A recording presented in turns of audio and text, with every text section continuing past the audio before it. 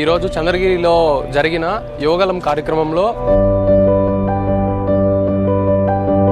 నారా లోకేష్ గారిని ఒక క్వశ్చన్ అడగడం జరిగింది. 5 years ముందు కష్టపడి గవర్నమెంట్ జాబ్ తెచ్చుకుందామని పెళ్లి చేసుకుందామని వెయిట్ చేస్తున్నాను. జగన్ రెడ్డి మేనిఫెస్టోలో ఇయర్లీ జాబ్ క్యాలెండర్ ఇస్తాను, January 1st ఇస్తాను అని చెప్పాడు. కానీ 5 years గడిచాయి, జాబ్ క్యాలెండర్ లేదు, జాబ్ లేదు. ఈ ఇయర్ మేనిఫెస్టోలో అసలు జాబ్స్ గురించి ప్రస్తావనే లేదు. మీ కూటమి ప్రభుత్వం వచ్చిన తర్వాత మా నిరుద్యోగులకి గవర్నమెంట్ జాబ్స్ తరఫున ఏమేమి ఉంటాయో మీరు చెప్పాలి. ప్రభుత్వ ఉద్యోగాల గురించి నా స్పీచ్ లో స్పష్టంగా చెప్పా. మన ప్రభుత్వం అధికారంలోకి వచ్చిన తొలి సంతకం మెగా డిఎస్సి పైన ఉంటుంది.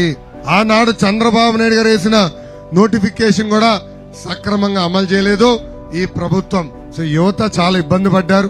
ఇక్కడనే కాదు, రాష్ట్ర వ్యాప్తంగా యువత చాలా నష్టపోయారు. అందుకే తొలి సంతకం మన ప్రభుత్వం మెగా డిఎస్సి పైన ఉంటుంది.